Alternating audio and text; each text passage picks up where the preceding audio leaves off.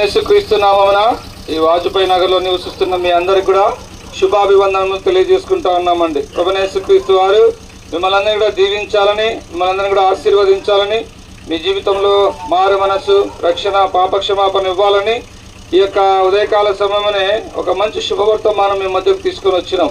మీరందరూ ఎక్కడున్నా కూడా కొన్ని నిమిషాల యొక్క దేవుని మాటలు వినాల్సిందిగా ప్రేమతో మిమ్మల్ని ఆహ్వానిస్తూ ఉన్నాం. ఇప్పుడు మేము ఒక పాట పాడుకుంటూ రావడం మీరందరూ కూడా గమనించారు. కనుక ఈయన సృష్టికర్త అయినటువంటి దేవుడు, దేవాది దేవుడు, ఆకాశమును, భూమిని, సముద్రమును, అందులోని సమస్తమును కలుగజేసినటువంటి గొప్ప దేవుడు మానవాకారములో ఆయన 2024 సంవత్సరముల క్రితం ఈ భూమి మీదకి రావాల్సి వచ్చింది. ఆయనే యేసుక్రీస్తు ప్రభుల వారండి.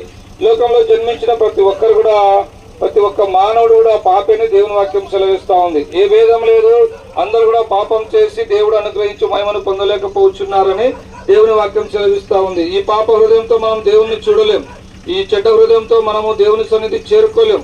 మానవుని హృదయం అంతా కూడా పాపంతో నిండి ఉంది. మానవ హృదయంలో నుండి అనేక రకాలైన పాపాలు బయలు వెళ్ళి మానవుని అపవిత్రపరుస్తూ ఉన్నాయి. కనుక ఈ పాపం నుంచి విడిపించాలని, ఈ అపవిత్రమైన జీవితం నుంచి విడిపించాలని, మానవుని స్వర్గరాజ్యంలో చేర్చాలని, మానవుని ఆశీర్వదించాలని సృష్టికర్త అయినటువంటి దేవుడే నరావతారిగా ఈ భూమి మీద ఆరాధించినాడు. ఈ భూమి మీద యేసు ప్రభుల వారు పరిశుద్ధంగా జీవించినాడు, పాపం లేకుండా జీవించినాడు.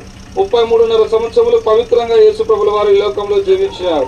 మానవులందరి పాపముల కొరకు యేసు ప్రభు సిలువను ఎక్కినాడు. అమ్మాయ, మనమందరం కూడా తలతో చేసిన పాపముల కొరకు యేసు ప్రభు తలకు ముళ్ళ కిరీటం పెట్టబడింది. మనము చేతులతో చేసిన పాపముల కొరకు యేసు ప్రభు చేతులలో మేకులు కొట్టబడినాయి. ఆయన కాళ్ళలో శిలలు గుచ్చబడినాయి. ఆయన వీపంతో చారలుగా దున్నబడింది. ఏ పాపం ఎరుగని యేసు ప్రభు మనందరి పాపముల కొరకు ఆయన సిలువలో మరణించినాడు, సమాధి చేయబడినాడు. 3వ దినాన మరణము జయించి తిరిగి లేచినాడు. ఆ పరలోకానికి ఆరోహణుడైనాడు. ఈ యొక్క వాజపేయి నగరంలో నివసిస్తున్న మిమ్మల్ని అందరినీ కూడా ప్రేమపూర్వకంగా యేసు ప్రభు ఆహ్వానిస్తా ఉన్నాడు.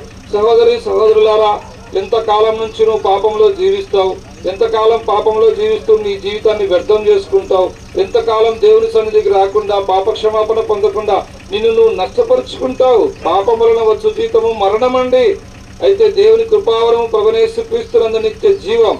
కనుక ఈ పాపం నుంచి నువ్వు విడిపించబడాలంటే, పరలోక రాజ్యంలో చేరాలంటే, నిత్య జీవం ఆ స్వర్గరాజ్యంలో నువ్వు చేరాలంటే యేసు ప్రభువే మార్గం, వేరే మార్గం లేనే లేదు. ఈ మాటలు వింటున్న సోదరి సోదరుడా, మానవ జీవితం నీటి పొడిగ వంటిది. ఎప్పుడు ఎక్కడ ఎలాగో చచ్చిపోతామో ఎవరు చెప్పలేరు. అయితే నీలో జీవం ఉండగానే మాటలు వింటున్నటువంటి నీవు యేసు ప్రభువుని సొంత రక్షకుడిగా నువ్వు అంగీకరించి నువ్వు పాపం నుంచి విడుదల పొందాలని ప్రేమతో మిమ్మల్ని ఆహ్వానిస్తా ఉన్నాం. దేవుని వాక్యం ఈ విధంగా సెలవిస్తా ఉంది. రేపేమి సంభవించడో మీకు తెలియదు అని దేవుని వాక్యం సెలవిస్తా ఉంది. కనుక రేపు ఏం జరుగుతుందో మనకు ఎవ్వరికీ తెలియదు.